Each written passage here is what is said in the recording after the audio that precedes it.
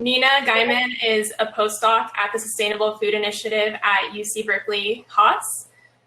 Having recently completed her PhD at Harvard, Nina is currently writing a book about the plant-based movement to be published by Bloomsbury next year. She will be speaking about how we can take the lessons of our past with plants into our visions of the future of food. She has an amazing talk lined up, and I just wanted to say that I've had the honor and privilege to work with Nina over this past year, and she is truly a really inspiring person, and lucky to call her a friend as well. So I'm going to jump off, Nina, and I'll be back for Q&A at the end. Thank you so much, Samantha, for the introduction, and it's honestly been an honor to work with you. You've been an amazing colleague and friend. So welcome, everyone. Things are a little bit different. I know I have an audience, but it's still getting, takes some time to get used to the fact that, I have sort of an invisible audience. So bear with us today. And today I'd like to talk about all this excitement that there is around plants nowadays. Celebrities are crediting plant-based diets as the secret behind their glowing skin. World-class athletes praise their meat-free regimens for giving them a performance edge. And high-profile investors in Silicon Valley are pouring money into alternative proteins. Whereas hardly anyone was vegetarian, much less vegan, decades ago, nowadays a quarter of Americans are cutting down on meat, especially younger generations. And contrary to popular belief and how veganism is often portrayed in the media as a white and wealthy phenomenon, the most significant shift has been among minorities, especially African Americans, who report eating a third less meat than white Americans. No doubt, icons such as Beyonce and Jay-Z, who promote a plant-based diet through their vegan meal planner, have helped to spearhead healthy eating in communities disproportionately affected by chronic diseases caused by diet and other lifestyle factors. Meanwhile, retail sales of plant-based products are outpacing conventional animal products, a trend that only accelerated during the coronavirus pandemic. So why all this excitement about plants, and even in places where we might least expect it?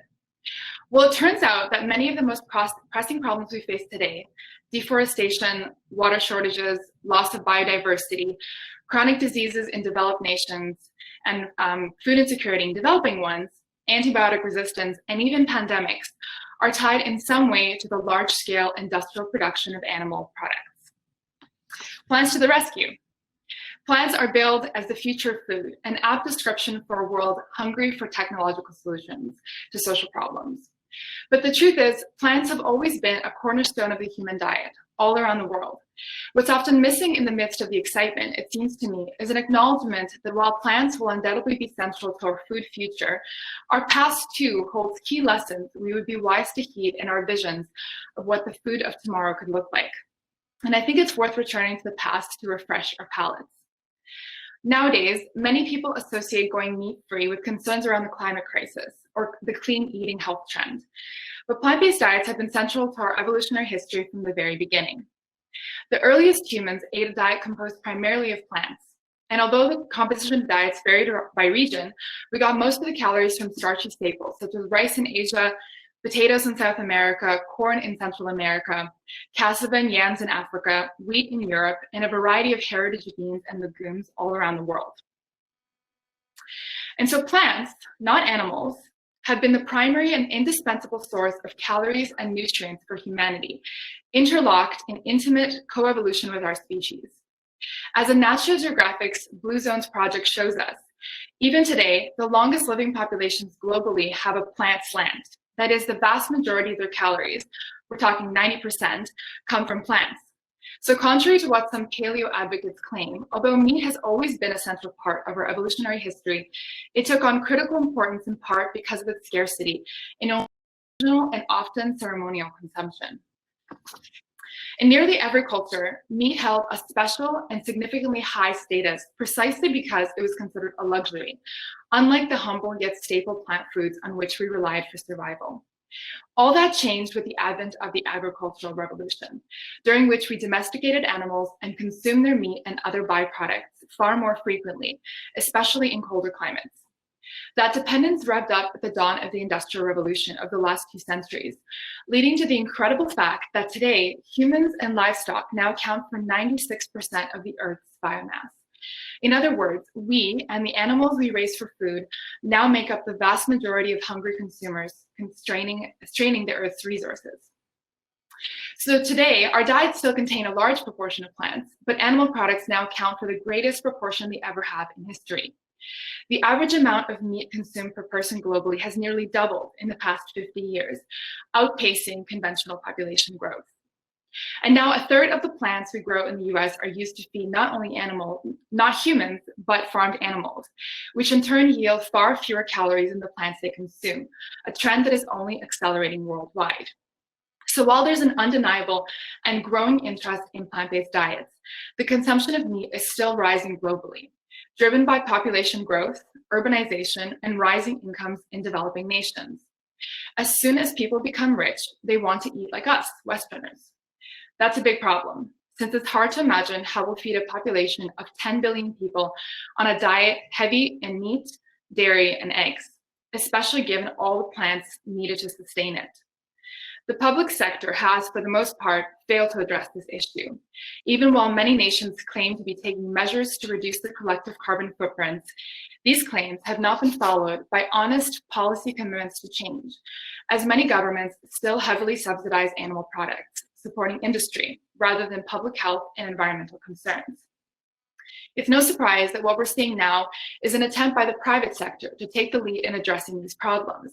And the innovative companies that you'll hear from in the next 2 days have indeed crafted clever solutions to these problems in the form of food technologies and consumer products. But innovative as these technologies may be, and indeed, it's impressive that it's even possible to craft a realistic burger from peas and potatoes, the solutions cannot stop there, as they don't address some of the underlying issues with our industrialized food system as a whole, including heavily industrialized plant foods.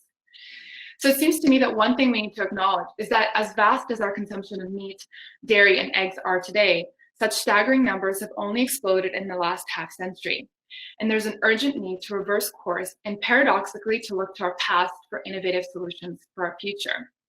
That means diversifying our consumption of plants, not simply seeing plants as the raw material to create the animal products we crave, whether they're made of actual animals or plants. We should definitely be encouraging the trend toward plant-based, but we should not forget solutions that increase the consumption of plants that have sustained humanity for centuries, not just as processed foods that feed into our broken agro-industrial food complex. That necessarily means decreasing our demand for meat, not just meaning it in alternative ways. A study out of the Tufts Friedman School of Nutrition Science and Policy recently showed that if we were to drastically reduce our consumption of meat, it would substantially increase the potentiality of rural regions across the US to grow their food locally for the cities nearby. That might mean much less meat, but it would also mean better quality meat, and also probably no longer expecting pineapples or strawberries in the dead of winter. It's a trade-off, but one that would go a long way to rebuilding our broken food system. Don't misunderstand me. I think the new plant-based products are critical levers to curb the current reliance on factory farms, especially when the climate crisis is more accurately described as an emergency. Developed countries are struggling with the burdens of disease preventable through lifestyle, and developing nations are staring into the abyss of food shortages. Our view, represented by the inaugural Plant Futures Symposium, is that innovation, expansion, and growth must necessarily be mitigated by thoughtful considerations about the complexity, diversity, and nuance needed to truly transform, not just disrupt, the most important system humanity has ever cultivated. This symposium and the Innovation Challenge Lab that complements it showcases what taking a systems level and holistic perspective of the food system could look like, designed by and for the food enthusiasts of tomorrow, especially those whose voices are not typically heard in mainstream food culture. Despite the daunting nature of the problems we face, I think the future of food looks hopeful. It won't be easy. If I know anything as a sociologist, it's that there are many barriers, both psychological and social, to changing our behavior.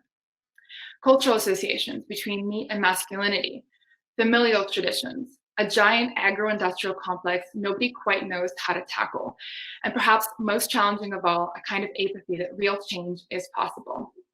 But we need only to see the excitement in this room, this virtual room, the energy and the enthusiasm of everyone convened here today to know that the world is ripe for the next generation of food systems changemakers. As you listen to the folks over the next 2 days, I invite you to think carefully, critically, but also creatively about what a truly just and healthful food future could look like, and the definitive role of plants in building a food system that is more equitable, more just, and nourishing for all. Thank you.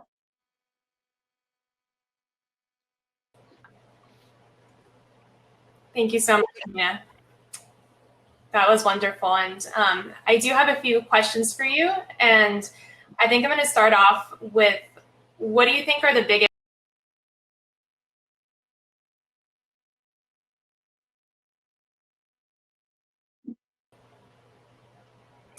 I think I might have disappeared. Let's try that again. So the first question I have for you is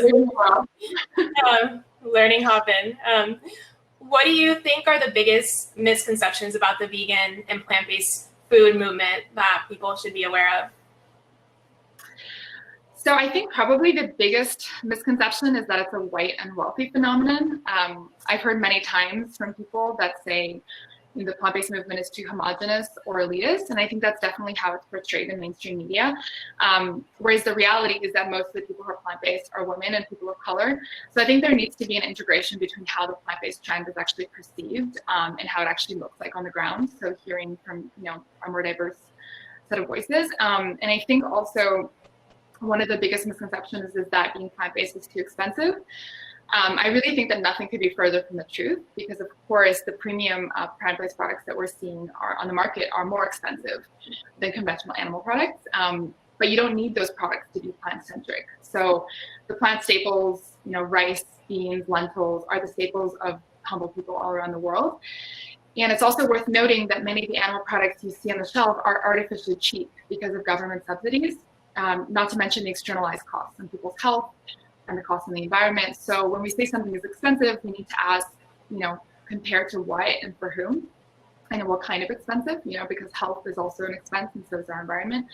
So no doubt, of course, governments should be privileging public health and making access to good quality produce available for all people, rather than only subsidizing factory farm food. So this is an important area of growth, I think, in this movement.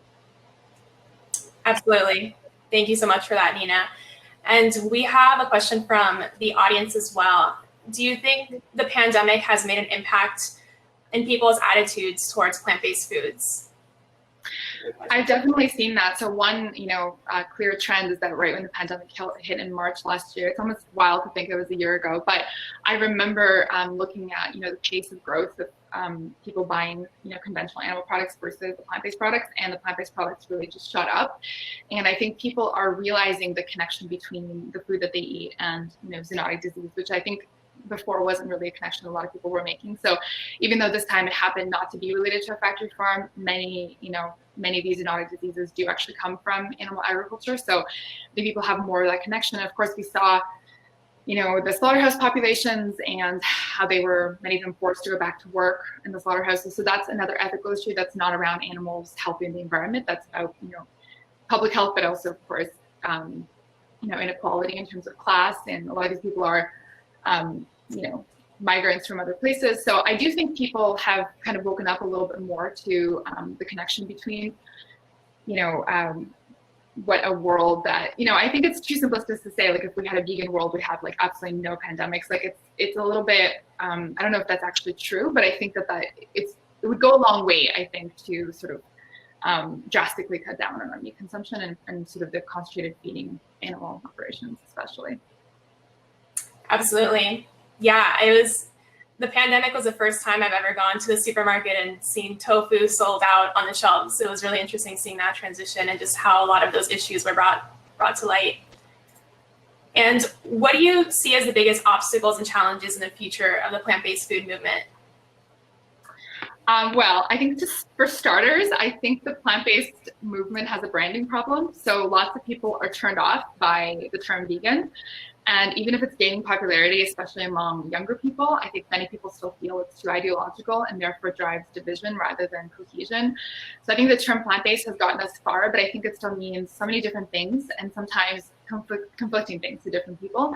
So I think there needs to be a conceptual evolution around what a plant future's world could look like. And so that's something we're exploring in this symposium. Another challenge is figuring out how exactly we can integrate a greater diversity of voices in this movement.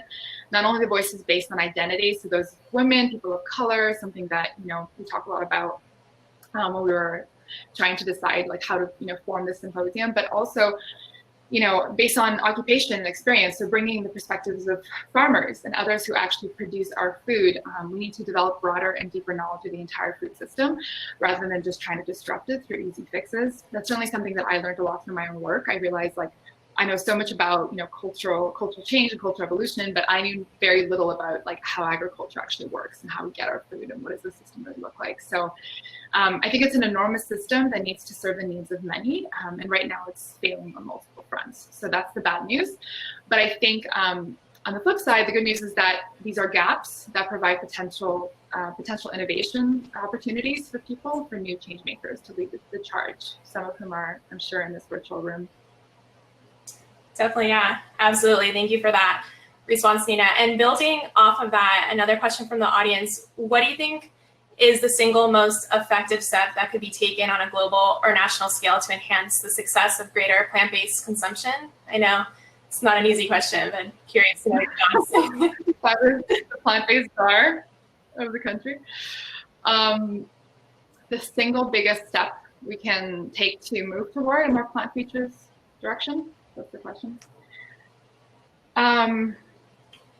That's a difficult question. I think that I think there needs to be some policy changes, like maybe, I don't know exactly how it would work, but sort of trying to end the subsidies around animal or factory farmed foods, I think would go a long way, because I think people are incentivized, of course, by the dollar. And if, you know, if those products really reflected the actual costs incurred, and you buy like a dozen eggs, it seems really cheap at $3.95, but you don't realize all the costs in terms of, you know, it's being subsidized. So you don't realize all the costs on the environment, on, you know, public health and all these. So like if they were $12.99, not as many people would be buying them. So I think there needs to be for prices to reflect the reality of, you know, the implications for public health and for the environment. So I think that would go a really long way.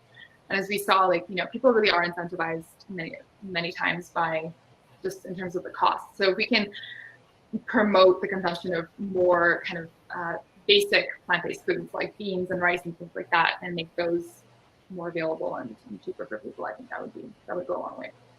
Absolutely, thank you. We have so many great questions from the audience. It's hard to choose which one. Great. We have a lot of time actually. We do, yeah, I'm excited. So another great question from the audience. You mentioned that women and people of color are the biggest adopters of plant-based diets. What are the main drivers influencing their adoption, and how can we learn from those drivers to grow the adoption in other groups?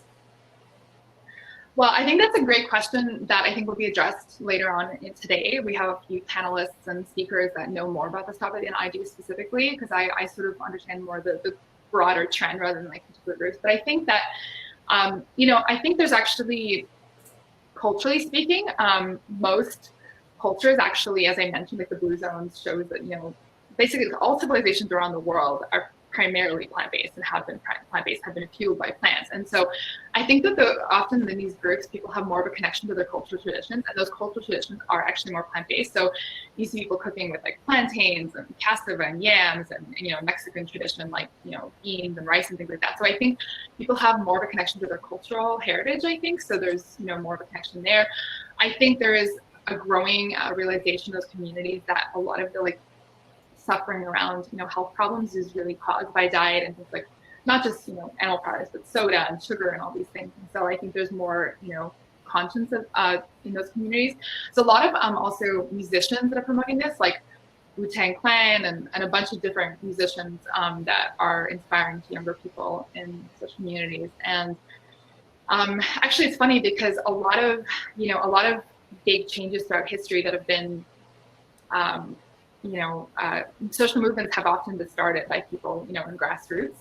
So I see that also in the plant-based movement. I just think that it's not really reflected in the sort of mainstream perception of veganism. So I think there's a disconnect there. Yeah, completely. I agree with you. And I can definitely relate to that on a personal level. I lived in Mexico for some time, and it was so much easier to eat vegan there than it was even in San Francisco and California, because the diet there is rooted in a history of plant-based food. So it's I think it's pretty incredible. And what do you think are the biggest lessons or most surprising findings from your research at Harvard? Because I know you're an expert in this topic.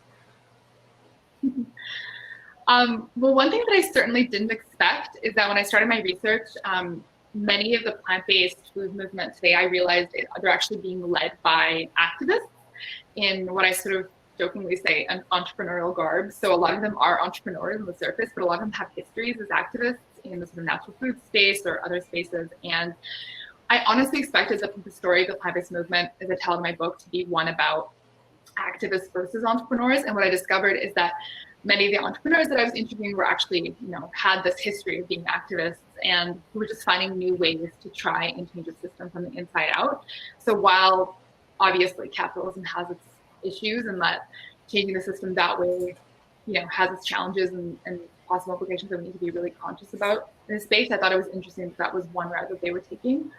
I also didn't expect that, as we often say, history repeats itself. So decades ago, even as far as a couple of centuries ago, many people were already seeing the problems inherent in the industrialized food system and were trying to sound the alarm. So I think what we're doing in the symposium is really honoring that tradition and trying to figure out how we can take food in a better direction. I found it really actually interesting, reading some of the history of these movements, is that there were photos of people going back to the country and becoming farmers again and eating only fruit diets and things like that, back in the 20s. And it was just really interesting to think oh, that was before even the 60s, and then it all happened again in the 60s and 70s, and then it's it sort of seems like it's happening once again. So it's almost like there's these historical waves that kind of repeat themselves. And so it was interesting to go back to that history and see some of the same issues coming up and how the conceptual evolution of this movement as well. So that's what gives me hope, actually, to see that these movements come up again. So absolutely, yeah.